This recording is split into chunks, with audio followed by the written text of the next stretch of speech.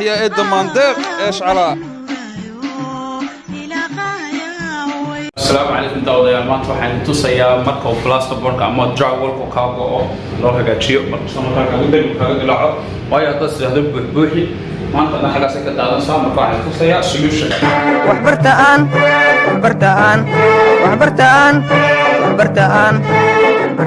barwaaqo gaarne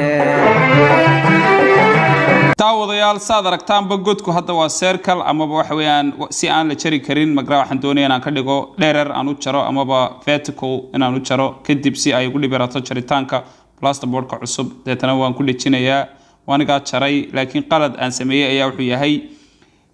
bahalihii la oran jiray maxay tahay statska amaba looxyada ku jira darbiga ee arkaysaan magaranaysa isku jira 16 to 24 inches inaan waxa weeyaan helo si uu misbaarku igu dhigo waan helay waan qiyaasay kadibna waan jaray waxa si uu ugu soo baxo looxyadii dambe waadiga arka kadibna waxaan sameeynayaa marka inaan qiyaaso looxyadan si aan markaa u jarto plasterboard leg hadda waxaan goosanayaa plasterboardkii waadiga arka waan jartay kadibna waxa weeyaan areada waan clear garaystay meeshii baan geliyay waad aragtaan dabeetana waxaan sameynayaa mar hadduu galay masaabiirtii baan ku dhajinayaa drywall screws waxa loo yaqaano ama kuwa loogu talagalay waa la isticmaalaa daawadayaal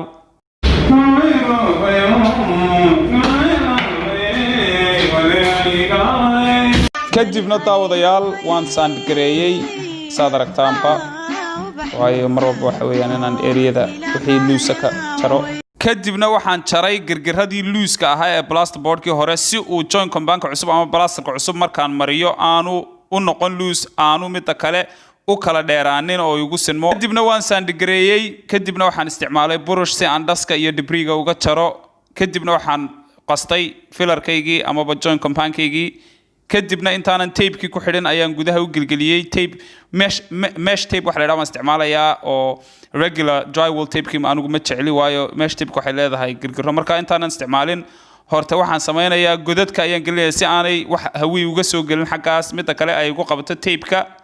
daawadayaal haddii halka aad filler mariso oo deetana stress ku xidho waxa dhacaya dhinacan intuu dilaac sameeyo inuu haddana soo qarxo deetana meeshuba sidii ku soo noqoto dhinacyada ka dilaacaysa way wax isku hayaan jirin laakiin labadan derbi tape-kan markaan ku xidho way isku qabanaysaa daawadayaal saad aragtaanba mesh tape-ku waxay leedahay maxay tahay godad yar oo daldaloolo oo markaa plasterka markaa dusha ka mariso guduhu gelayaa ma dul fadhiisanayo markaa caadi si fiican bay isugu xidhaysaa that's why aan anigu prefer gareeyay inaan isticmaalo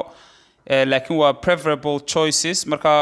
lama odhan karo taasaa ka fiican taas ka fiican laakiin aniga tan ay la fiican daawadayaal iminka tape-kii waad aragtaan soo maha inay ku xidhantahay meeshii oo ay isku qabanayso labada dhinac saad u aragtaanba waxaan tusayaa iminka sida loo buuxiyo waxaan kaga bilaabay girgiradii aan tape-ka ku xidhay waayo tape-kii waa in dusha laga mariyo joint compound again one more time dusha laga mariyo kadibna isla girgirada saad u soo socoto adoo dhinacyada ka imanaya ayaad saa samaynaysaa waad aragtaan daawadayaal kadibna waydi ka arka face code-kii oo aan dhameeyay waayo face code-ku muhiim maaha waa isku xidhidoon waydi ka arka iyadoo qalalay face code-kii daawadayaal imika waxa weeyaan second day waa maalintii labaad saad aragtaanba tape-kaygii oo igu dhigo ku qalalay imika waa inaan second code-kii mariyo final code-kii ma xoqayo first code-ka waayo daawadayaal waxaanan u xoqahayn waxa weeyaan sababtu haddii aan xoqo meesha way iga yar noqonaysaa meel sirbibixa ama siibasho leh markaa kii kale qabanayn waxaan samayn doonaa anigoo meeshii xoqin ayaan kalabaad mari doonaa beritoole si aan u xoqo insha allah hal mar keliya taagan sugsimo daawadayaal hadda waxaynu soo gaadhnay second code-kii ama final code-kii markii ugu dambeysay aynu marinay plasterka ahaydna marka ugu muhiimsan waayo waxa weeyaan waxa goodhow rinjiga soo saaraya markaynu dhammayno sidaad aragtaanba waxaan isticmaalayaa midi yar midi weyn midiyo kala duwan amaba filling knives kala duwan waayo mid walba shaqo gaar ah qabataa marka hore waan spread gareeyay all over the place anigoon aad ugu badinayn laakiin ku riixaya si ay u qabsato meel walba goordhow si aanay uga soo go'in aayar kadibna waxaan isticmaalay midida weyn saw positionka midida markaad ka qaadayso plasterka xoog ha samaynin hana wada toos ha ka dhigin ee yara qalooci waxa ku dhib yaraynaysaa inaad as much plaster ka qaado plaster badan meeshood isku sinto intaanad gaadhin sandingkay ku dhib yaraynaysaa goordhow weli aniga way السلام عليكم داوديال سادو aragtiinba waxa weeyaan meeshii aan buuxbuuxiyay oo qalashay baan idin tusayaa oo waliba la siman darbiga anigoo aan xataa xoqin saad aragtaanba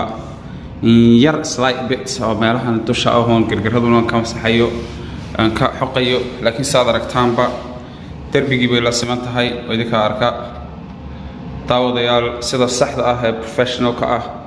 heerka ama levelka ugu sareeya waa sida loo sameeyo marka technique-yadii aan isticmaalay ama farsamooyinka isticmaalay sidaan gacanta isticmaalay haddaad samayso waad samayn kartaa adiguna inkastoo ay practice kugu qaadanayso marka haddii godadkaas oo kale oo dhibkaas ku yimaado meel plasterboard always waxaad samayn kartaa inaad restore garayso ama darbiga siisa ku soo celiso haddii la idinkeeda leeyahay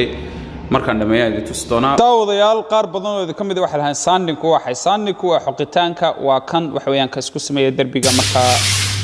video kale aad ku tusoonaa wax loo sandgareeyo iyo sandpaper grid-ka iyo waxyaabo la isticmaalo saad aragtaanba kor hoos the basic technique ama waxa la sameeyaa sanding waa kor iyo hoos si labada meelood aan isugu xidho ee magaranaysa meeshan buuxiye meeshii hore ah ayaan doonayaa markaan rijiyo aan la kala garanin marka up and down adigu waa kor iyo hoos un wad assalaamu calaykum daawadayaal oo aad aragtaan qolkii aan idin sheegay markii halkii idin tusay waatan waad aragtaan in darbiga la siman tahay waliba markaan undercoat-kii mariyay undercoat waxaan hoos mariskii inay gebi darbiga la siman tahay idinka arka oo imika markaan cadaan wada mariyo kulli aan laga garanahayn idinka arka daawadayaal idinka arka meeshii oo aan ku farayaraystay miyaa la moodaa inay weligeed guud ahaan jirtay idinka arka before and after daawadayaal aad baa mahadsantihiin saasaa loo xaliyaa dhibkaasi hadduu kugu yimaado ama aad dhismo samaynayso doonaysa inaad xaliso haddaba waxaan idinku bishaareynaya bulshooy bushaaro waxa aan hadda gacanta ka qaaday bar bulsho oo ku yaala South Hall the Green waa meel anigu aan sameeyay shirkadeeda qurxinta guriyuhu oo aan ku farayaraysanay oo aan shaqo fiican ka qabanay sa aragtaan design cajiiba oo aan meelaha kale lahayn ayaan u sameynay waxa loogu talagalay meeshan inaad ku qabsataan waxyaabaha ay ka mid tahay birthday parties ama casuumadaha qof matalan ku yimi ehelooda casuumay sidoo kale oo magaranaysa kugu qaaliya ama hadaad aroos yar amaba samaysanayso aroos weyn xataa uu ku qaadaya capacity-ga iyo waxa kala xidhiidhsan management-ga maxay tahay hotelka ama maamulka hotelka waxaan idinku bishaareynaya laakiin in meeshan uu joogo dad aad idin soo dhaweynaya oo idin la shaqeynaya very welcome ana waxaan ugu farayaraystay waanu idin jecelnahay gabdhaha Soomaaliyeed hooyooyinka yaa tihiin walaalaha yaa tihiin aad iyo aad baan idin jecelnahay gaar ahaan hooyada aad baan adduunka ugu jecelahay marka waxaan idin sheegay wuxuu ku yaalaa meesha la yiraahdo the Green waad garanaysaa ninkii garanayo waadiga arkaya the Green ragga qaar baa xataa wajigoodii lagu arkaya halkan shacala waxaan ku iri ka soo qayb gala walaalayaal waxa idin keenaya basaska ay ka mid tahay 195 105 120 cidii kale de gaari wadtaan gaari ku iman kartaa marka daawadayaal waa bar bulsho oo idin leh welcome gacmo furan ku soo dhawaada haddii ilaahay idinkeeda leeyahay meesha waxa leh wiilan aan saaxiibanahay oo aad iyo aad soo dhaweyn doona marka daawadayaal booking garaysta in advance hatta samaysanaysan xaflad iyo jazakallahu khair waxbartaan barwaaqo gaarne bakshiishkiyo bahabahaysku qabiilka la buufinayo